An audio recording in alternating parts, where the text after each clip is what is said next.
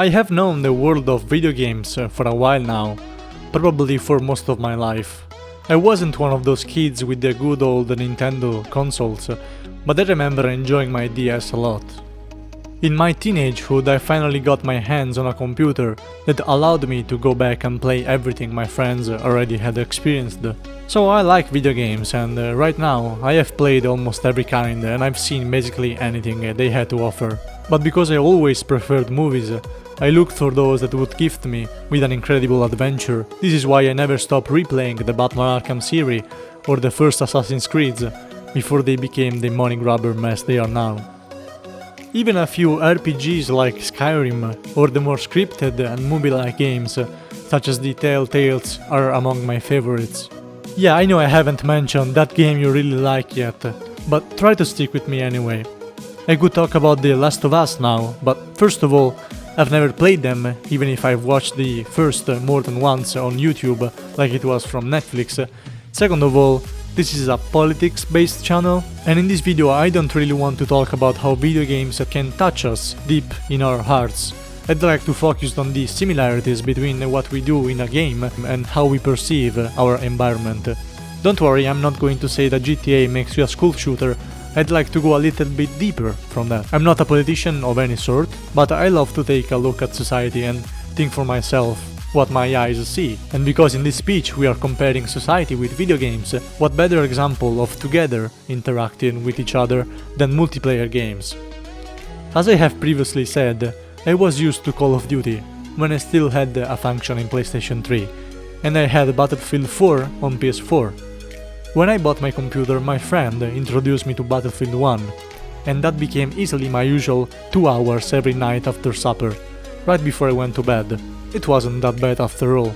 It helped me burn all of the stress of the day, so I could go to sleep with my head almost empty. If you figure I played Battlefield 1 for more than a year, you can imagine I have a little bit of experience, even if I don't have much more than 200 hours, and they still pretty much suck. It depends on the food, I guess. Anyway, my playthrough wasn't always nice, and being frustrated with the game a lot, I had just the time to step out of the immersion and actually look at what I was doing. You need to understand that even with those many hours, I never really liked the multiplayer games so much. I guess at one point I would play just because I didn't know what else to do, or because I needed to let out the anger of the frustration of real life problems, such as my everyday fight with feeling lonely. If you have watched other videos from this channel, you know I'm not a competitive person and I don't like competition, especially among human beings through the economy. So the idea of fighting my peers and come on top never excited me. Not that I wasn't happy of being the first of the lobby when it occurred. Sometimes you see video games used as experiments where scientists analyze how people play more than to understand them better, I would say to prove their theory.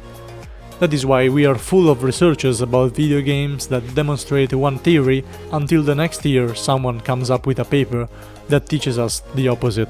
So why don't we point at something different this time? Instead of looking at how video games affect us, let's see how our society affects them. Some might say that GTA or The Sims or some sport iterations are realistic games. Well, my friends, I believe that multiplayers, first-person shooters in particular, are the most realistic of them all, compared to society. I am going to generalize a little bit here, focusing on the type more than what the single games do. You'll get the idea. So, in your most common matches, you start in a faction. You can switch teams, but not all the times. It can happen that you get stuck with one because the lobby doesn't always mix players, but everybody knows that nobody really cares about factions. Nobody really cares for the common objective. In the end, nobody cares if we win or lose. We don't look at the team as us. We care for what we do individually. Even when playing with a friend, I swear, being with or without him didn't change much. But maybe it was him, I don't know. Anyway, your first time you click on multiplayer, deep inside, you believe it's going to be fair. You might be told it's not at all, but in your heart, you still hope it is. After all, players are folks just like you, right? Then after a few hours and some chit-chat, you discover that those with a better internet connection get to shoot first. You realize that you don't fight with players at your same level, and also that the more you play, the better your overall equipment is. But when you start, yours is usually shit. But you keep playing, you try to overcome some anger, and eventually you reach a decent level, in-game and of experience. Then you encounter cheaters. Well, actually you always had them, but now you can spot them, because you know by looking at one's action if that is plausible or not. Sometimes they are very explicit in their cheating. Everybody could see them, but there is nothing you can do. You are told you can report them, you might try, but does it really matter? There is always cheaters, because the problem is not the single bad player, it's the game that is broken, and it allows even more unfairness. Sometimes even during the first day after release of the game, you can see people flying or becoming unkillable. And it doesn't matter when and really if they get kicked, they are going to ruin your life, your experience anyway. So at this point, the game is not about playing anymore, it's about surviving, trying to be among the best, not to play for fun or to challenge yourself, it's about finishing a match being able to say, yeah, I actually played this time. So now you see the bigger picture, there is the group of bests, because of their better starting point or because of their cheating or because the game is made so you can use actual money to have an advantage. Very few upon that list are there because of their talent. These are the players that can have fun.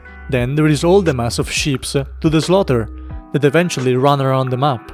They are too frustrated to react to any stimulation. They are not having fun, they are not even playing. They just run to get shot. They are there because the others can have fun on them. In some multiplayer environment, it can actually become sadistic when a player gets killed before it even has the chance to move, or it does but get chased like a mouse from a cat. In the end, it's not about who win or lose, it's about the experience, but not in the good sportive way where we all have fun despite the conclusion. It's about our experience, it's about how we play. When we are in the right spot or in the right team, we say the game is fine, otherwise there is something wrong with it. But it's not about the game itself, it's about us. Only when you are on the losing side, you get to see that there is something wrong with the rules of the system. When we are happy with our game, we don't care if the others are having fun too. We say, it's my turn to win this time. It's like it's not about talent or actually competition, because in fact, it's not. But then in the next match, we are the ones destroyed without a real chance of reaction. Wouldn't it be better if we had a game, still in multiplayer, where the point is not to compete, but to have fun all together? It wouldn't be fun, you say, so you think that this is fun, or you think that today's multiplayer is worth playing anyway. But maybe if the game wouldn't be about killing each other, it would be about the greater adventure, where the difficulties are high but faced together, where fun and feelings are shared. It's impossible, you say, no one would do that. I don't think that's true. I just think we need to realize that there is that possibility before we simply give up. But let me know what you think in the comments. I hope to read your thoughts. This is Gabriel, you just watched Freequality. Have a good day and never give up for a better tomorrow.